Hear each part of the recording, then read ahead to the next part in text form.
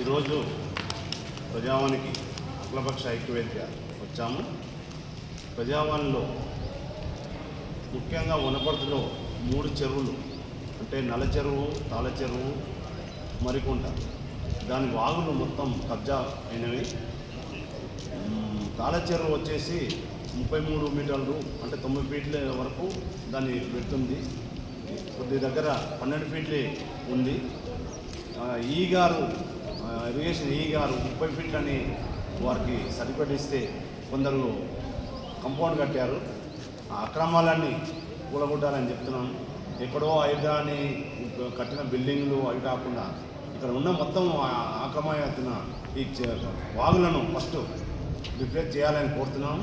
అలాగే మున్సిపాలిటీ నుంచి రాజనారాయణ రోడ్లో ఒక లేఅవుట్ ఒక పర్మిషన్ ఇచ్చారు. గతంలో దానికి 28 లక్షలు దాన్ని 8 లక్షలకు అంటే కమిషన్లు ఇచ్చి 8 లక్షలకు అప్రూవ్ చేశారు. ఆ అప్రూవ్కు మనం కలెక్టర్కి ఇస్తే అది క్యాన్సిల్ చేశారు. మళ్ళీ ఇప్పుడు లంచాలు ఇచ్చి మళ్ళీ తక్కువ చేయాలని చూస్తున్నారు. అవి అన్నీ వాళ్ళ మీద చర్య తీసుకోవాలి. చేసిన అతన్ని లైసెన్స్ క్యాన్సిల్ చేయాలని, అది ఆపాలని మేము కలెక్టర్ గారు ఇచ్చాము. వనపర్తిలో ఇప్పటివరకు 5 కోట్ల అక్రమాలు జరిగాయి లేఅవుట్ల ఓన్లీ పర్మిషన్ల మీద. వాటిపై పూర్తి విచారణ చేసి అందరికీ ఫైన్ వేసి వాపసు తీసుకోవాలని, బహుళ కట్టడాలమైన తక్కువగా చేసి వనపర్తికి ఇప్పటివరకు 5 కోట్ల నష్టం చేశారని మా దృష్టికి వచ్చింది. కలెక్టర్ గారికి ఇచ్చాము. వాళ్ళు టైం ఇస్తున్నారు.